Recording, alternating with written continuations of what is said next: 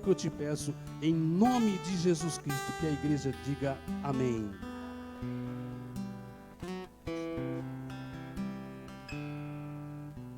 Glória a Deus. Aleluia. Presença de Deus muito forte aqui hoje. Tem certos hinos que é difícil a gente não chorar, né? Eles falam muito ao nosso coração. Normalmente, se a gente não está enfrentando alguma situação complicada, Deus sempre nos lembra quando esse hino nos ministrou. E aí você sente aquela emoção do agir de Deus novamente, né? É muito maravilhoso podermos contar com Deus, que cuida da gente nesses mínimos detalhes.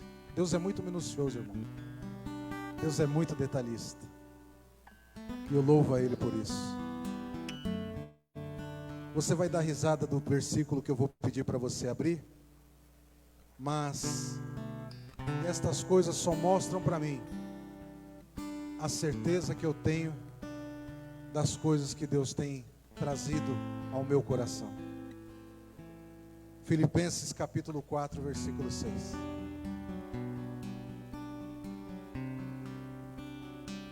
Aleluia. Mostrei ao pastor Zaqueu e eu falei para ele: se o senhor acha que o senhor não tem um papel neste lugar, o senhor está muito enganado.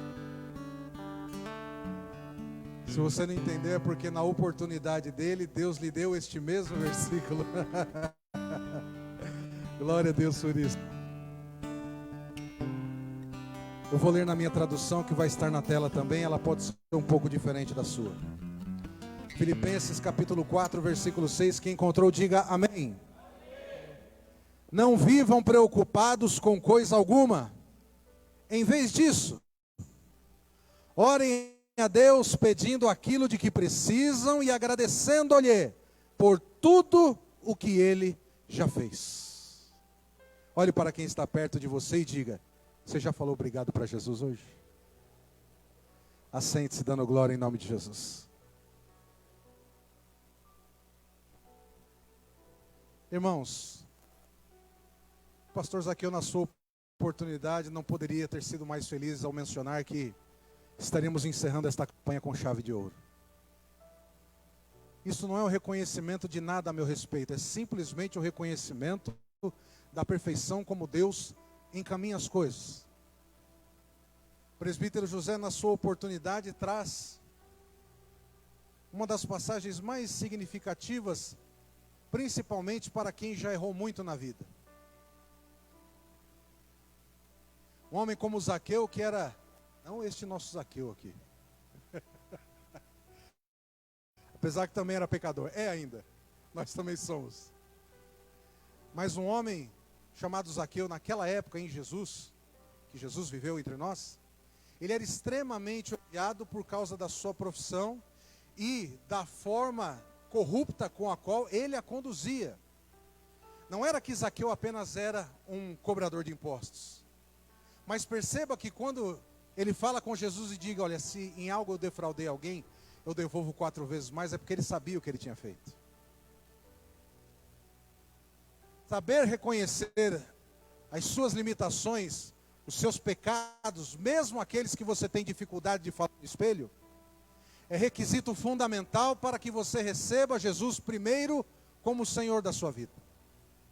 Porque como o Senhor, Ele é capaz de entrar dentro de você, limpar o que está aí, construir um templo para Ele, e então ser o seu Salvador. É primeiro o Senhor, para depois ser Salvador.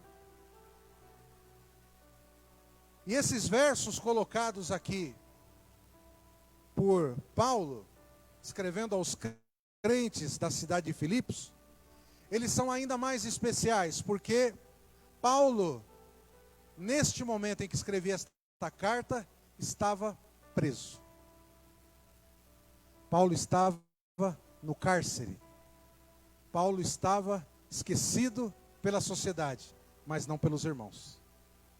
Paulo estava abandonado, talvez pelos antigos amigos de Sinédrio, pelos antigos companheiros fariseus, mas os irmãos da igreja que se reuniam em Filipos.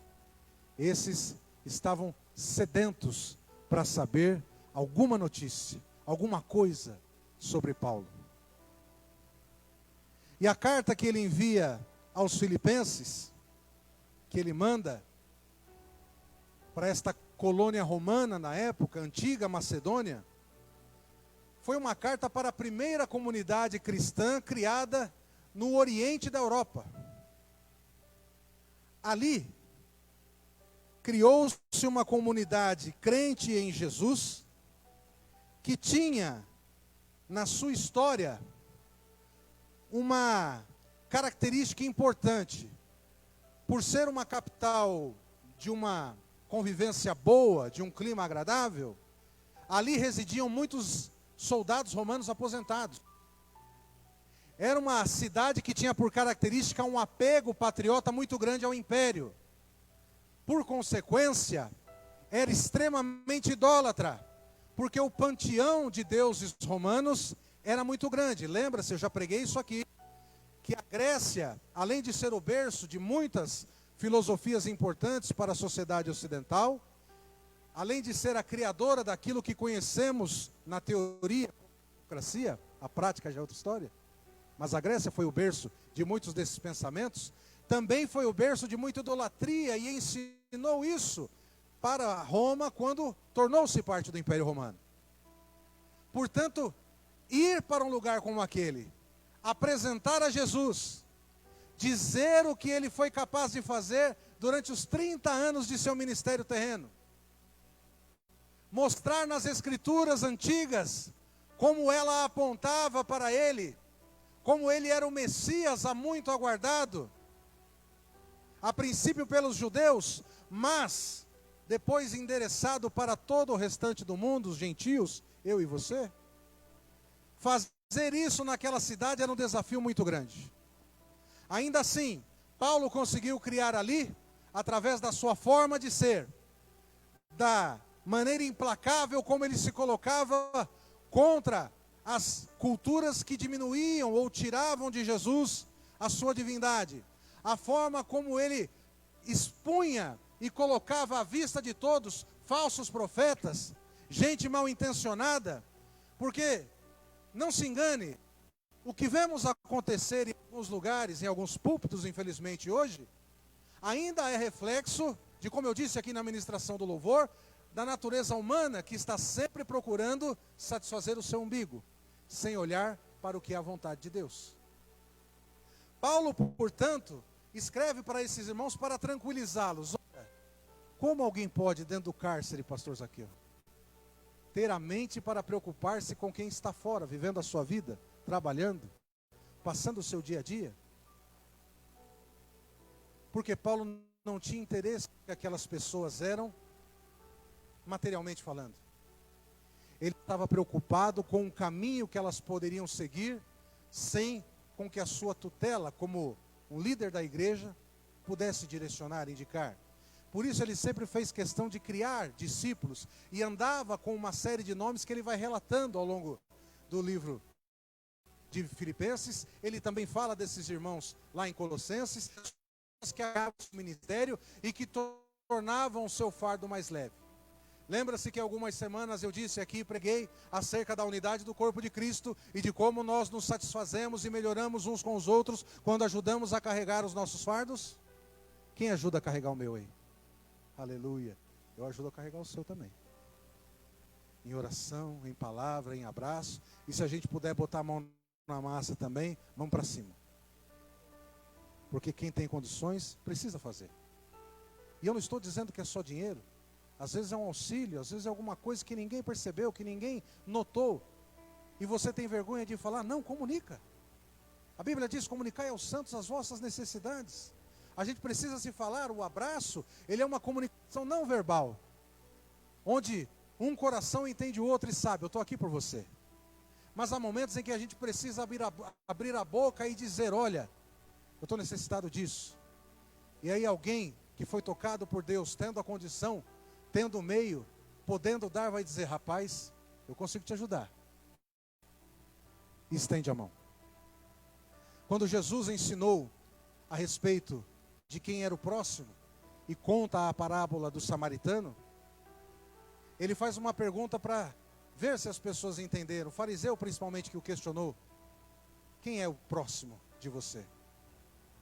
O fariseu respondeu: eu penso que aquele que sentiu misericórdia. E Jesus disse: é isso aí. O próximo não é apenas alguém que está perto fisicamente. O próximo não é apenas alguém que está debaixo da mesma denominação. O próximo não é apenas alguém que congrega junto conosco. O próximo é aquele que, necessitando, gera em nós misericórdia para a sua vida.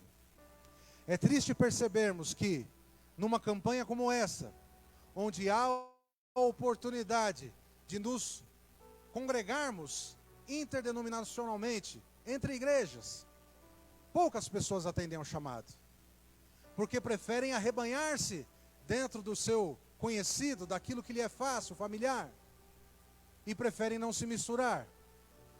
Eu olho para isso e fico pensando: como esse povo entrará no céu? Tempos atrás, numa reunião de irmãs, no evento de irmãs que nós tivemos aqui, veio dar uma palestra acerca do seu testemunho de cura a irmã Bel Bellini, sobrenome, uma irmã que é católica. Mas uma coisa é o que a Bíblia nos ensina sobre a doutrina, outra coisa é o amor que eu tenho por ela como serva de Deus, como alguém disposta a fazer a obra de Deus. Nós não podemos misturar as estações. Nós aprendemos a verdade, conhecemos a verdade e a aplicamos, e falamos dela sem medo. Mas nós jamais devemos nos afastar de alguém que, tendo um outro tipo de crença, é alguém passível de ser salvo, como eu e você. Porque a graça de Deus, meus irmãos, não é evangélica. A graça de Deus é a graça de Deus, e vai alcançar aquele que na sua revelação espiritual entregou-se a Deus com tudo que tem. Isso é importante dizer também, que quando Deus nos revela a verdade, e João 8,32 é muito claro em dizer: e conhecereis a verdade, e a verdade vos libertará. Quando Cristo quebra todo jugo, quando o véu do templo se rasga, no momento em que ele diz na cruz, tetelestai, que em grego significa está consumado. Ele rasga de sobre nós todo o tipo de jugo humano, de doutrina humana, que tenta nos separar de Deus, colocando um step a mais, um passo a mais, um degrau a mais, para chegar na graça de Deus, quando isso não é mais necessário. O céu está aberto, a face de Deus está virada para nós, e através do senhorio de Jesus, todos nós temos acesso livre ao reino. Aleluia. Por isso, nessa introdução, eu quero chamar a sua atenção, diante de tudo o que eu falei aqui, para a palavra profética para os meses de novembro e dezembro, porque é a partir dela que eu quero pregar agora ao seu coração. Essa minha prédica foi apenas para trazer a você o entendimento de que Deus, ao passo em que te diz, não seja ansioso, está dizendo, seja grato, porque a gratidão gera bênçãos. Eu ouvi pouco, glória a Deus, eu ouvi pouco, aleluia. Olha para quem está perto de você e diz, a gratidão gera bênçãos. Esta é a palavra profética para esses 2 meses. Quem se lembra das outras? Não responda, eu vou dizer para você. Semana inteira eu coloquei todo mundo no estreito, tentando lembrar. Na terça-feira, para janeiro e fevereiro, posicionamento para prosperidade. Nós precisamos ter equilíbrio e sabermos o que Deus espera de nós, para alcançarmos a prosperidade do céu, que é muito diferente da prosperidade humana. Foi falado ao longo da semana, hoje também foi repetido isso. A prosperidade de Deus significa, como disse o presbítero Neto, ausência da falta. Não é porque eu não tenho tudo o que eu quero, que eu não sou grato por tudo que eu tenho. Essa prosperidade nos leva a irmos na esquina, como muitas vezes vou eu e a pastora, senta lá para comer um hambúrguer, mesmo na dieta, de vez em quando pode. Senta lá, e a pastora quer comer um hambúrguer que demora 2 horas para ficar pronto. Eu falei, meu Deus, 3 horas. Eu falei, é o boi inteiro que está vindo nesse negócio? E a gente senta lá, e vai se curtindo, e vai conversando. E aqui em Garça, eu falei para a irmã Fátima, que estava aqui ontem, uma das coisas mais gostosas, já falei isso para o pastor Zaqueu também, é você estar num lugar e alguém passa, te reconhece e dá paz. Hoje eu estou chegando na unha do dedo do Dudu, que o Dudu onde passa conhece todo mundo. Hoje acontece um pouco comigo isso. Às vezes eu passo em algum lugar e pastor, e glória a Deus por isso. Essa prosperidade, muita gente despreza, porque as pessoas estão sempre olhando para o que elas ainda não têm, para o que elas ainda não possuem, e não celebram o que Deus já deu. Quarta-feira, meses de março e abril, palavra profética, obediência inquestionável. Ao pastor, que é isso? Eu salvo você por acaso? Eu consigo te tirar de um problema se você orar para mim? Não. A obediência inquestionável não é a mim, é a Deus, é ao Senhor. Você pode obedecer aquilo que eu prego neste altar, se você sempre tiver o cuidado de submeter esta palavra ao parâmetro das Escrituras. É a Bíblia? Então eu obedeço ao pastor. Você se sujeita à autoridade espiritual. Você se submete à palavra pastoral. Quando você vê que a palavra pastoral está submetida a Deus. É submissa ao cabeça da igreja. Essa obediência, meus irmãos, ela te leva a caminhar, como o salmista falou, ainda que eu ande pelo vale da sombra e da morte. Esse vale da sombra e da morte, a gente imagina algo como um lugar que não tem a ver com o mundo espiritual. Todavia, para o judeu, este vale, que significa deserto, ele era considerado na cultura judaica como um inferno. É que na nossa mente ocidental a gente não compreende a profundidade desse vale. O salmista está dizendo, ainda que eu caminhe pelo inferno, tua vara e o teu cajado me consolam. Por quê? Eu te obedeço, eu não pergunto, eu não julgo, eu não questiono, eu posso não entender, eu posso às vezes até não concordar, mas quer saber? Eu tenho certeza que quando Deus fez todas as coisas, a sabedoria estava lá junto dele. A que eu vou questionar? Obedeça ao Senhor, creia no que Deus te fala, seja simples. Jesus disse, seja prudente como a serpente. Serpente não dá bote do nada, ela observa. Esses dias eu vi um vídeo, alguém me mandou, a pessoa sentada num matagal, estava tudo limpo. De repente, a cabeça da cobra já estava no colo, pastor Zaqueu. E ele ficou travado de medo. Não viu chegar, não percebeu a aproximação. Quando notou, já estava ali. A obediência a Deus vai te levar em lugares onde as pessoas não vão notar nem que você chegou, porque elas não dão crédito para você, elas não ligam para quem você é, mas vão ter que ver o agir do Deus que chamou você e te colocou naquele lugar, fazer você prosperar, tomar posse de coisas que você achava que não dava, porque Deus escolheu você, e onde Ele escolheu fazer o agir dEle, ninguém poderá impedir. Prega comigo, Deus não impede ninguém de perder a bênção, só eu posso perder. Então, se Deus está te direcionando para um lugar, e Ele disse que é para você ir, obedeça. Você não perde bênção porque Deus faz você perder, você perde porque você escolhe outro tempo para agir. Em outras palavras, você não foi tão obediente assim. Quinta-feira, meses de maio e junho. Intimidade gera bênção.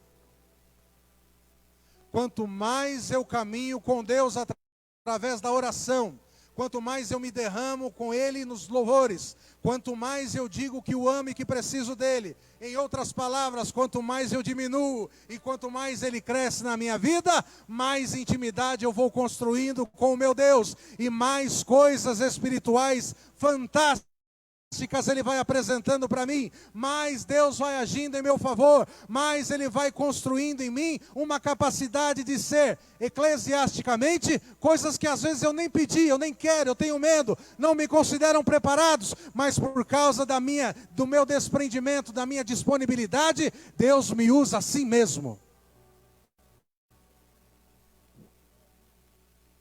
Se você não ora, comece a orar.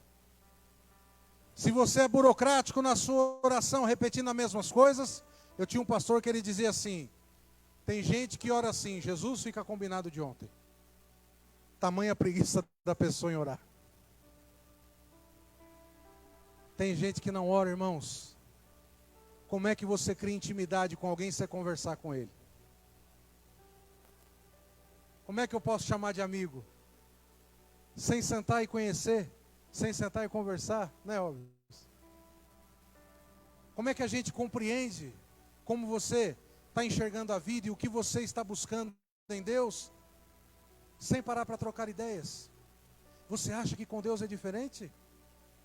Por causa da onipotência, onisciência e onipresença de Deus, você acha que você não precisa falar? Que você não precisa buscar tanto? Que as pessoas vão chamar você de fanático? De doido? Eu vou falar um pouco sobre doideira daqui a pouco. Os atributos de Deus não podem afastar você de buscar intimidade. Aquilo que Deus deve gerar em você ainda mais vontade de estar perto dEle, para que você possa fazer, como a Bíblia ensina, imitar. Que isso, pastor? Como é que eu imito Deus? Na grandeza do seu caráter, na sua retidão, na vontade de ser justo. Nestas coisas nós imitamos a Deus e vamos deixando a cara de mundo com a qual nós nascemos. Nós temos um desafio nessa noite. Olhe para o seu irmão e diga, o desafio da ansiedade e a profecia da gratidão. Pastor, eu nunca ouvi falar de profecia da gratidão. Você vai ouvir hoje.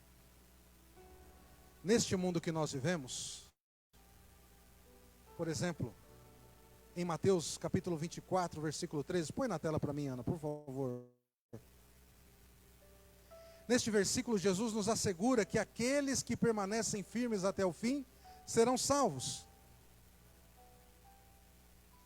Em algumas oportunidades eu usei essa ilustração e ela serve muito para este momento de campanha que nós estamos vivendo. Nós estamos aqui profetizando no mês de janeiro para o nosso ano inteiro. Porém, os aprendizados que nós estamos tendo aqui, eles vão ser trazidos sempre à nossa memória conforme o tempo for passando, para que você compreenda que nas 24 horas do dia, existem meios, formas e processos onde você vai ser requisitado para aplicar o que você está aprendendo. E não é com correria, não é de qualquer jeito, mas é compreendendo que a vida com Deus é uma maratona, é uma prova de resistência, onde a ansiedade gera cãibra espiritual. A ansiedade gera uma sede, e se você acabar com os seus recursos antes do final, você não chega. O que é a depressão? Senão o excesso de ansiedade. A pessoa, ela se oprime tanto em relação a coisas que ela não tem controle, em relação a situações que estão longe da possibilidade dela fazer alguma coisa, e aquilo vira um turbilhão na mente dela, e a mente prega peças. Eu falei aqui na minha oportunidade durante a semana, sobre o que Deus me mostrou em Provérbios 4:23 com Efésios 4:23. A mente renovada por Deus precisa ser protegida. A falta de proteção gera uma ansiedade tão grande, uma angústia tão forte, que pode levar você a tornar-se depressivo. Olhe para o irmão que está perto de você e diga, depressão não. Jesus sim. Jesus disse para os discípulos: será que vocês, com tudo que vocês acham que podem fazer, conseguem acrescentar 1 hora de vida à vida de vocês? Ao tanto de vida que vocês já têm, vocês conseguem colocar mais 1 hora? Uma pergunta retórica que Jesus fez. E aí ele continua: ora, se uma coisa tão pequena vocês não podem fazer, por que vocês estão preocupados com coisas que não estão na mão de vocês? Nós precisamos olhar para aquilo que não temos controle e orar a Deus pedindo a Ele a calma e a paz para aceitar o que não sai da forma como eu quero. Irmãos, pode ser o crente mais especial do mundo, pode ser o apóstolo Paulo. Ele vai dizer ao longo da sua carta: olha, quer saber de uma coisa? Eu aprendi a ter abundância. Sei festejar, sei passear com a família, sei dividir com os amigos, sei chamar gente para comer um churrasco em casa, sei levar pizza na casa dos irmãos, mas também sei comer a minha pipoquinha à noite quando eu não tenho o que comer. Também sei comer o meu pãozinho com manteiga quando acabou o dinheiro. Essa alegria e certeza de saber o que você vive, e saber que você não é um super-homem, não é a Supergirl, não é a Mulher Maravilha. Essa certeza traz o que o pastor Zaqueu citou aqui, a paz. Paz que excede todo entendimento. Ninguém explica a paz do crente, irmão. Ninguém explica você tomar chapuletada no serviço e chegar em casa e não descontar no resto da família.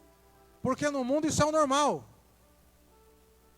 Há um estudo feito que quando homens saem de férias, as brigas familiares aumentam. As brigas entre casais aumentam. Aí para quem me mostrou o estudo eu disse: mas ninguém foi perguntar para um casal crente. Porque você quer ver a alegria de um casal crente? Fica os dois em casa. É vontade de estar perto um do outro. Eu não estou dizendo daquele amor impossível, de conto de fadas, e foram felizes para sempre. Não é isso. Isso aí só o Walter Disney que faz.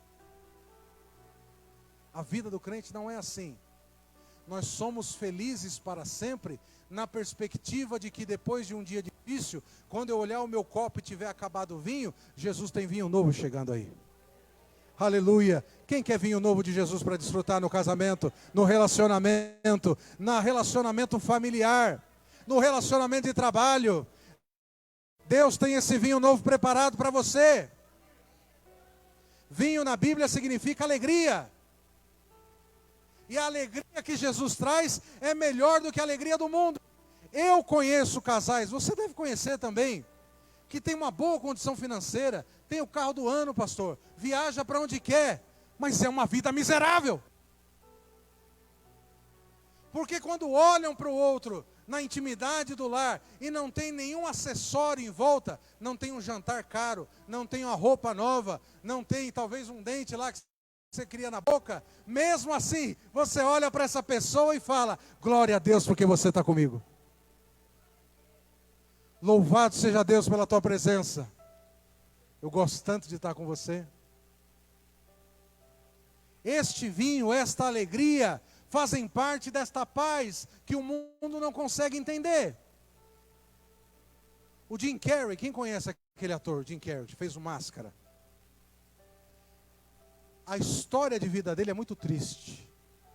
É engraçado que muitos atores que trabalham com comédia, na sua intimidade, são extremamente depressivos. Porque a comédia vira uma válvula de escape. E normalmente ele alegra os outros, mas quando os risos cessam, ele mesmo está triste. Esse homem teve uma infância muito pobre. Teve o pai a quem ele idolatrava, como um homem que, após perder o trabalho, ele nasceu no Canadá, tornou-se um homem depressivo e viciado no álcool. Anos depois, quando ele já começou a sua rotina de shows pelos Estados Unidos, e começou a fazer algum sucesso, esse show que eu vou falar, ele até está no YouTube. Eu não sei se tem legendado, normalmente está em inglês. Mas uma das rotinas de comédia que ele faz nesses shows é imitar os crentes evangelizando porta a porta. E ele zomba da maneira como os crentes estão sempre sorrindo. Estão falando da palavra de Deus com um sorriso. O que talvez ele não consiga entender é como nós temos a capacidade de, na nossa dor, na hora mais quente do nosso dia, ainda olharmos para alguém que está talvez numa situação não tão ruim como a nossa, mas está passando o seu problema. Mas temos a capacidade de sermos usados por Jesus para dizer: vai dar tudo certo. Fique em paz. Deus está trabalhando nisso aí. Se acalma. Eu tenho certeza que amanhã você vai estar cantando. Essa é a natureza do crente, irmãos. Este sorriso que nada arranca. E eu não estou dizendo do bobo alegre, não. Alguém que sofre com luto, sofre com dificuldades, sente as perdas, claro. Mas imediatamente após sentir o choque, levanta, olha para o céu, porque sabe que é de lá que vem o socorro. Ele não espera nele mesmo. O livro de Provérbios diz que as riquezas não podem salvar ninguém no dia do juízo. Esses homens do mundo podem ter tudo o que eles desejam materialmente falando. Talvez eles passem ao longo da sua vida muito menos dificuldades do que eu e você. Mas no dia do juízo, que é o dia do Senhor, que está relatado lá em Apocalipse, nós seremos submetidos a uma balança que não tem como ninguém fraudar. Uma balança que não existe nenhum contrapeso, a não ser a forma como nós tocamos a nossa vida aqui. Se alguém viveu pela iniquidade, será julgado por ela. Se alguém viveu pela justiça, ou seja, mesmo o pecador foi justificado pelo sangue de Jesus, será absolvido por isso. Glória a Deus. A parte A do versículo 6 aqui de Filipenses mostra que Paulo faz esse desafio como lá em Mateus Jesus fez. O desafio de não sermos ansiosos, mas de sermos capazes de andar em oração e súplicas acerca do que precisamos.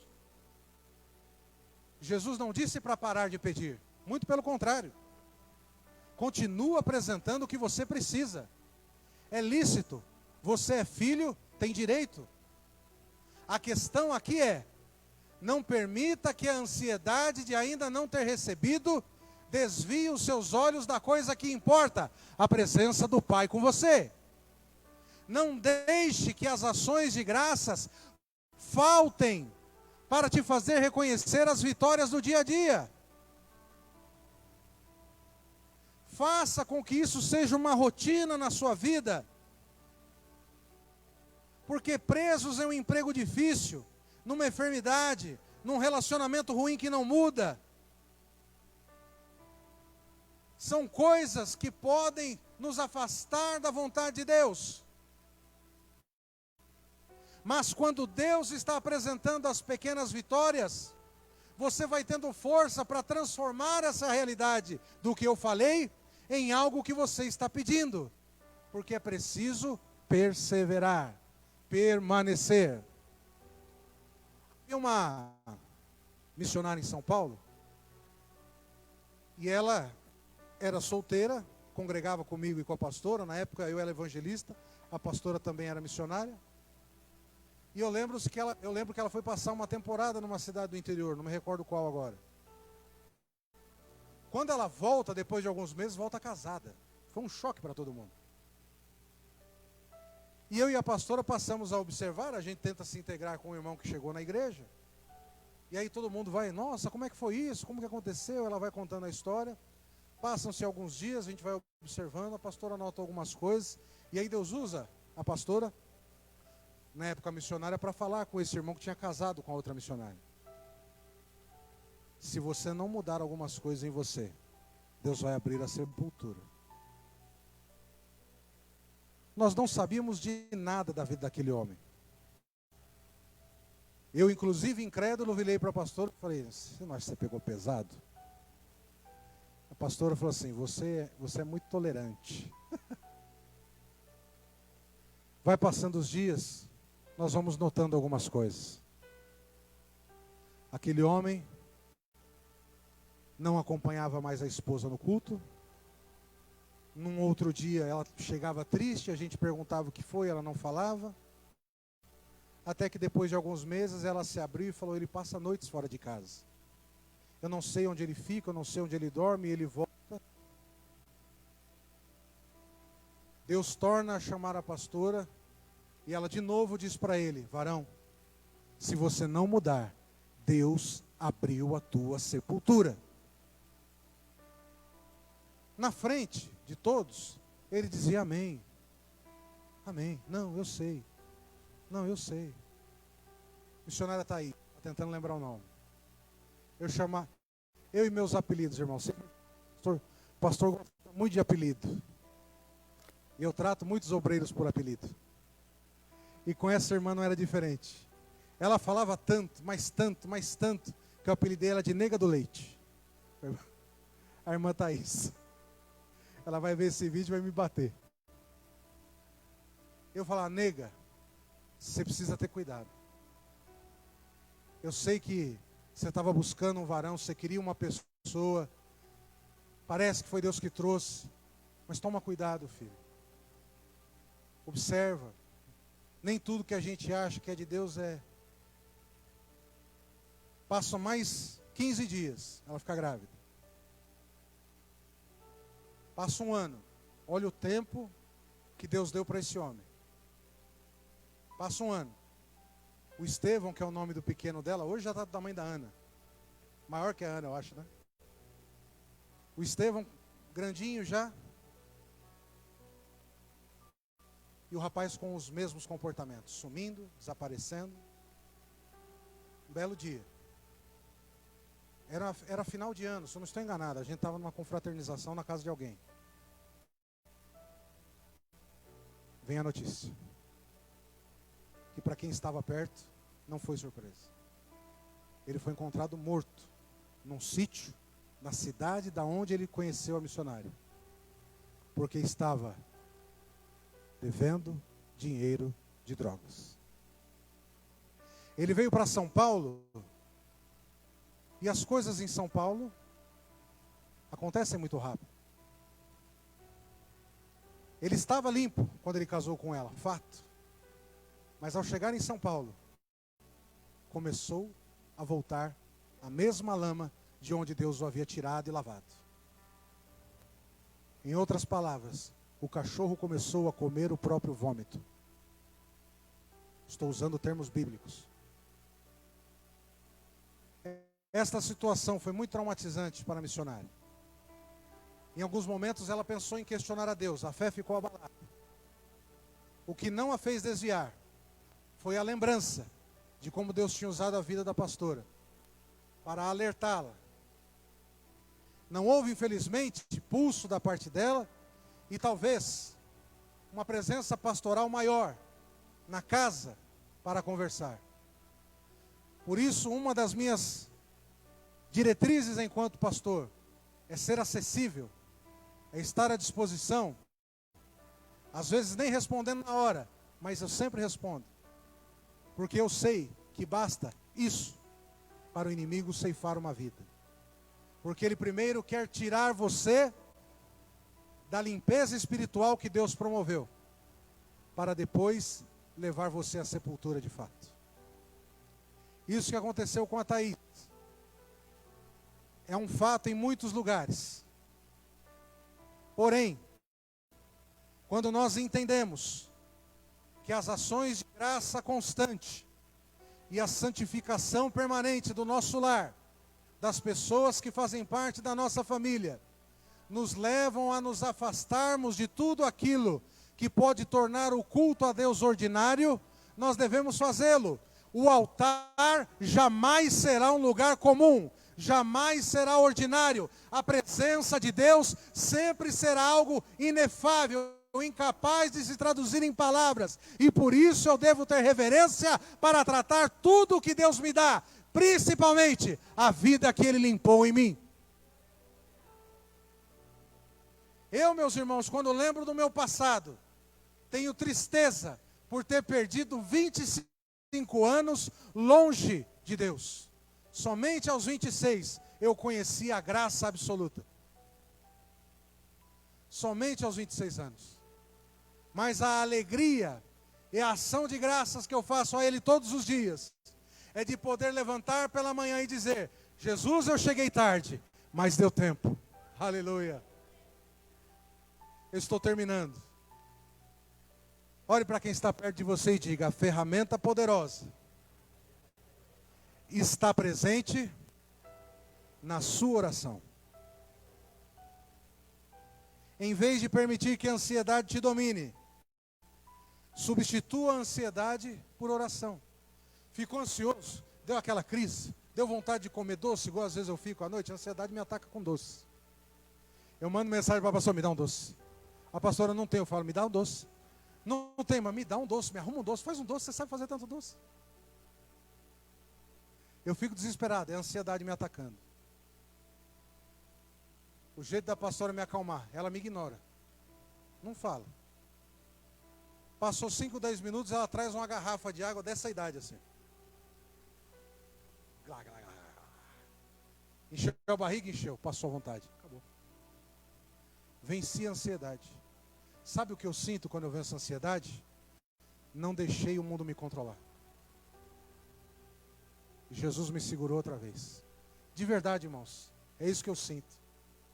Quando eu acordo de manhã, sabendo que eu consegui evitar no dia anterior algo que a minha carne queria muito, nossa, que sensação maravilhosa. Eu falo: Jesus, como Tu és bom. E essa vitória, pequena para os de fora, não tem problema. Só quem tem a vitória sabe o tamanho dela. Ninguém pode pôr preço no seu chamado, preço na sua intimidade, preço no que Deus te dá. Não deixa ninguém diminuir as suas vitórias com Deus. Paulo nos ensina na parte B do versículo 6, que nós pedimos a Deus tudo o que precisamos em oração, fazemos isso sem deixar a gratidão de lado. Eu peço sim, eu clamo sim, porém demonstrando gratidão para afastar a ansiedade. Por quê? Gratidão gera... Deixa eu responder de novo. Gratidão gera... Esta palavra profética, aguarde no seu coração.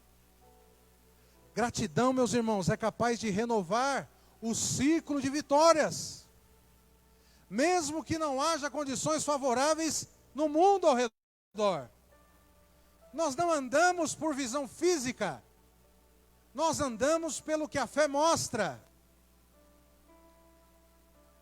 Agora em maio, eu estou terminando um passo de fé que eu dei com Deus, forte. Digo a você que às vezes eu acordo de cabelo mais em pé do que está aqui. Porque eu olho para as finanças e digo: Jesus, como é que eu venço esse mês?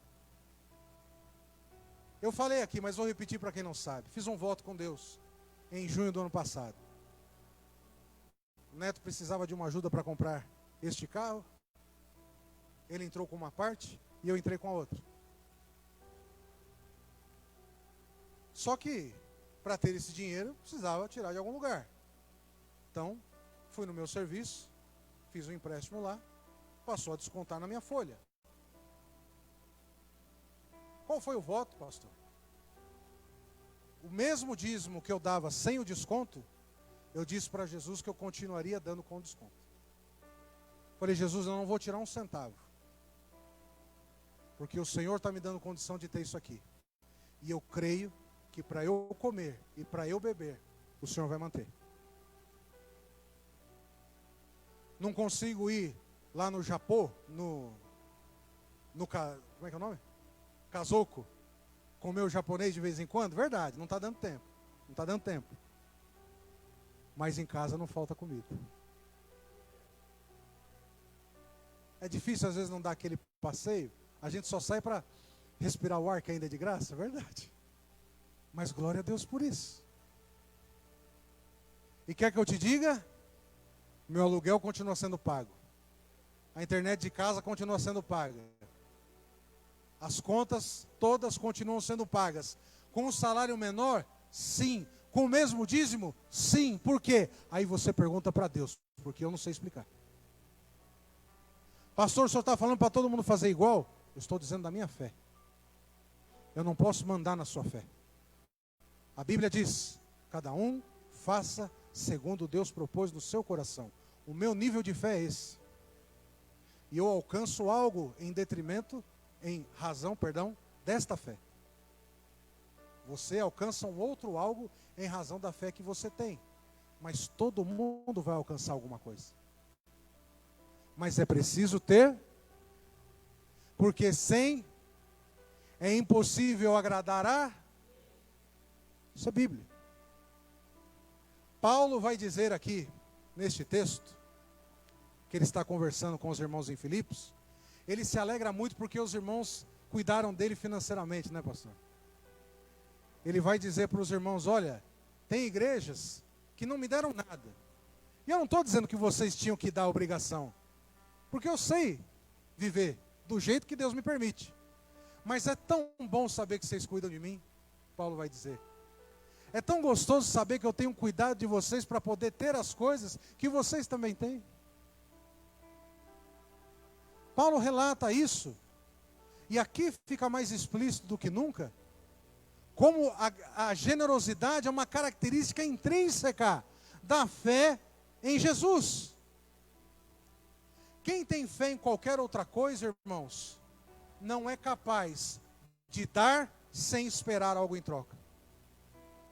Não, pastor, tem muita gente que faz caridade aí e não pede nada em troca. Para quem foi a caridade.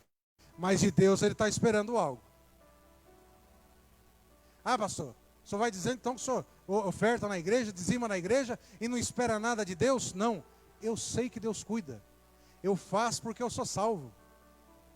As pessoas no mundo fazem para ser. Eu faço porque eu sou. Você faz porque é. Essa é a enorme diferença. A generosidade não é em busca de algo, ela é gratidão por algo. Gratidão que gera, aleluia. Para terminarmos aqui.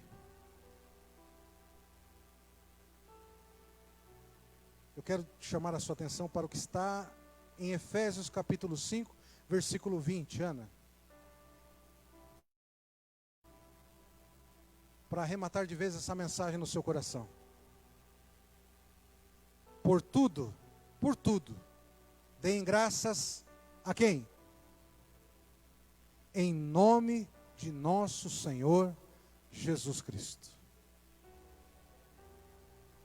Mais um verso, onde a gratidão faz parte da vida do salvo, da vida de quem está com Jesus. Este versículo ensina que até mesmo em dias maus há oportunidades. Um pouquinho antes aqui em Efésios, Paulo vai estar relatando isso. Mesmo nos dias difíceis, mesmo nos dias complicados, existem oportunidades de refrigério, de bênçãos, de vitória, que Deus dá para sustentar você no trajeto longo, pelos quais você precisa continuar sendo grato, em nome de Jesus. Diga assim, na gratidão, nossa fé se torna forte. E ela dá certeza que cada circunstância, na nossa gratidão, é uma oportunidade de termos o ciclo de bênçãos renovados. A sua gratidão, ao final de cada aprendizado, após uma dificuldade, é a certeza de que Deus está preparando você para bênçãos cada vez maiores, a partir do momento em que você é aprovado. Pastor, está doendo. É oportunidade. Sorria. Pastor, eu não estou vendo. É oportunidade. Sorria. Pastor, me deixando sozinho. É oportunidade. Sorria. Pastor, estão duvidando. É oportunidade, sorria. A fé no Senhor Jesus é um convite para o renovo de bênçãos. Se apegue nas vitórias que você já teve e comece a sentir o cheiro de coisa nova. Está problemático? Olha para quem está perto de você. É uma oportunidade que Deus está te dando. Ah, está difícil demais, acho que eu não consigo. É a oportunidade que Deus está te dando. Olha para quem está perto de você e diga, oportunidade. É oportunidade. Deus está te dando. Deus está trazendo. Ah, não parece, não questiona. Adora, segue em frente, se santifica, se separa e deixa Deus fazer. Aleluia. Tem coisa nova chegando, irmão. Uma jornada de gratidão. Rompe com as correntes da ansiedade. Aleluia. Eu quero ler com você o verso 6 de Efésios 4 novamente. Filipenses 4, perdão. Essa tradução que eu uso, ela é muito sintomática. Não vivam preocupados. Não vivam. No lugar de preocupação, oração. No lugar de ansiedade, gratidão. No lugar de medo, esperança. Ah, mas e se perguntarem para mim por que eu tenho esperança? Responda como ensina lá em 1 de Pedro. A razão da minha esperança é Jesus. A razão pela qual eu louvo é Jesus. Em Colossenses, Paulo continua ensinando, olha, vão se ajudando, se sustentando e vai passando aí esse processo com hinos, cânticos espirituais, vão louvando ao Senhor. Louvor é ferramenta de batalha espiritual. Quem louva, louva para agradecer aquele que é rei. Esses dias, essa semana na internet, eu recebi um vídeo de alguém questionando uma música. Cantor famoso. Eu não vou dar nomes, para não dar palco. Mas um cantor bem famoso. Agora está meio embaixo. Faz muita bobagem, acha que ninguém vê. Acha que Deus não cobra. Tem muita gente com capa de crente, mas o íntimo é de ímpio. Esse cantor, ele disse que, cantando música tal, que no original, lá dos Estados Unidos, é da igreja católica. Eu olhei para a letra da música e não vi nenhum problema. Eu falei, que engraçado achar problema na música católica.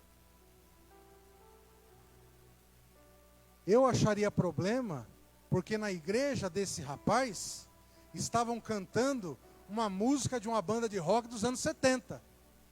Essa música ele não achou problema. Ele achou problema na outra. Cuja letra está dizendo, Deus, eu tenho tantas bênçãos. O que essa música está fazendo, se não dizer, eu sou grato, Senhor, porque eu tenho muita coisa aqui. Há um hino da harpa que diz, quantas bênçãos diz e quantas são recebidas da divina mão.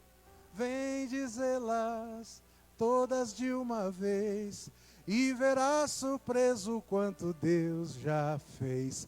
Qual a diferença deste hino da harpa que a gente canta com alegria para esse louvor que está dizendo, Deus, eu tenho tantas bênçãos.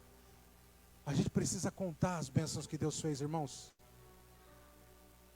Porque se você se preocupar em contar as bênçãos, a ansiedade, vai embora. Porque você vai olhar e vai falar, meu Deus, é tudo isso? Como Deus já fez? Esses dias eu conversava com o pastor Zaqueu sobre um servo de Deus lá do século XIX que tinha o hábito de escrever as orações atendidas, né, pastor? Mais de 4.000 orações atendidas.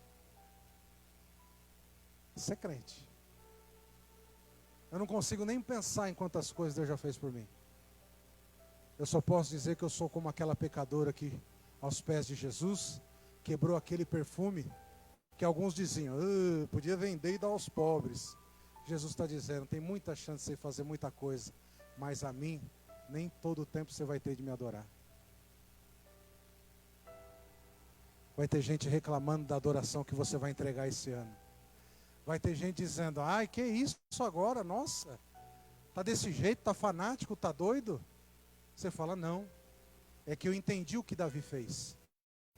O que Davi fez? Um dia, ele relata, aliás, ele escreveu um salmo, Salmo 30, se eu não me engano. Põe aí, Ana, por favor, Salmo 30. Ele escreveu esse salmo por causa do que ele passou.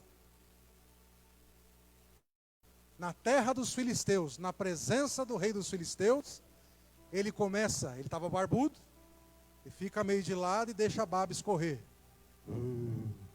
Se faz de louco. Os filisteus, sangue no olho para matar.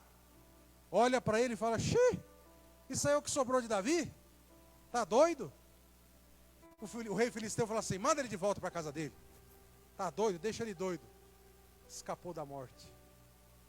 Se faça de desentendido quando as pessoas questionarem você, porque você não precisa revelar tudo que Deus te deu.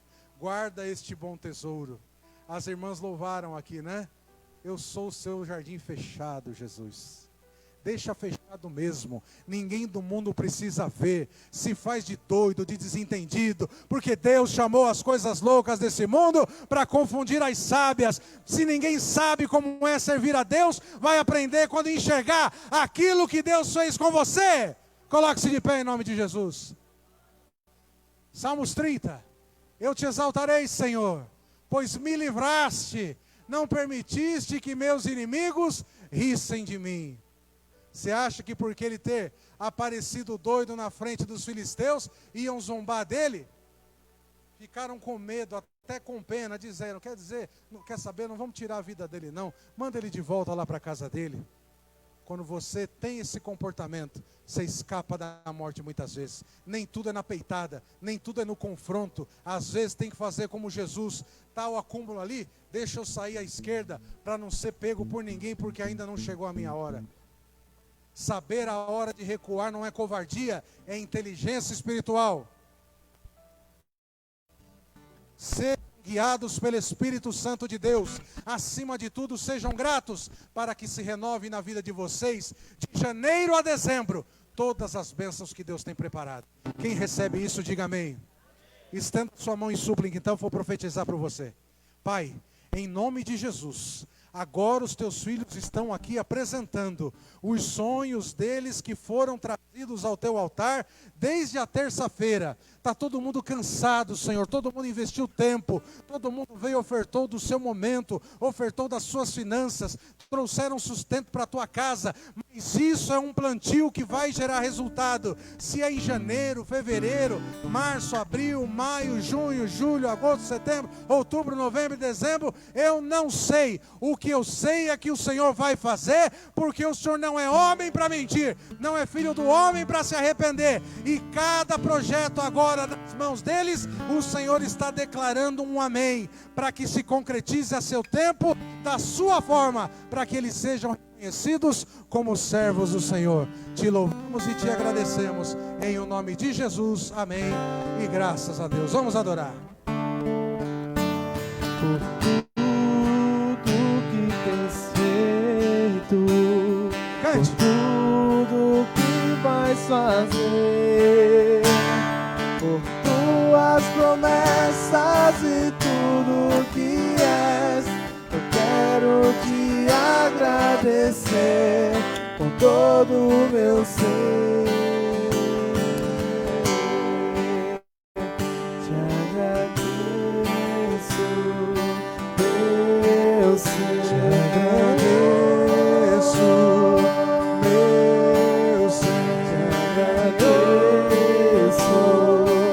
meu Senhor. Te agradeço, meu Senhor. Te agradeço por me libertar e salvar, por ter morrido em meu lugar. Te agradeço, Jesus, te agradeço, eu te agradeço, te agradeço. Mais uma vez, vamos louvar, vai por tudo. Tudo que tens feito, por tudo que vais fazer, por tuas promessas e tudo que és. Eu quero te agradecer com todo o meu ser. Te agradeço, meu Senhor, meu Senhor. Te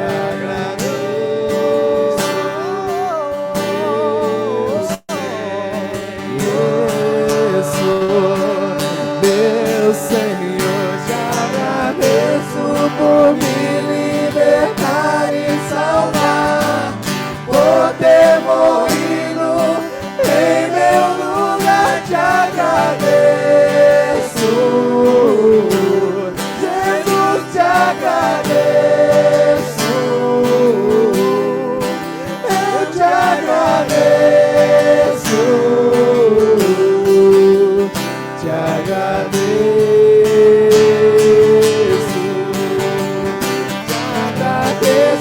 por me libertar e salvar, por ter morrido em meu lugar. Te agradeço, eu te agradeço, eu te agradeço,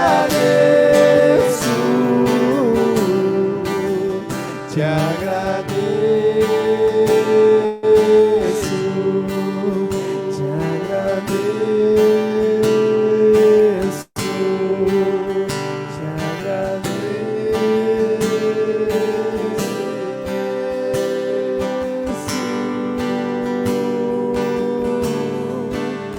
te agradeço por me libertar e salvar, por ter morrido em meu lugar. Te agradeço,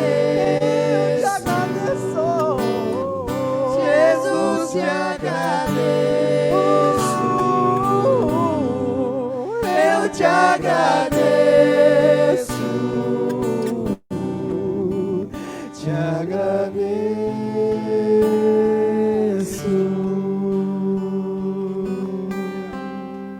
Abençoa os teus filhos aqui no louvor, Senhor. Ferramentas de unção que o Senhor me deu, ó Pai. Obrigado pela vida de cada um deles, Senhor. Obrigado, meu Deus, pela vida dos obreiros desta igreja. Obrigado, Senhor, por aumentar a nossa família. Obrigado por nos fazer continuar crentes, desviando-nos do mundo, fazendo a Tua vontade e o Teu querer, em busca de vivermos coisas nesse ano que nós nunca vivemos, porque estamos agindo de forma que nunca agimos. Te louvamos e te agradecemos em o nome de Jesus. Aplauda com alegria a Deus. Pastora Tatiane, nos leve em oração. Quem precisa de oração?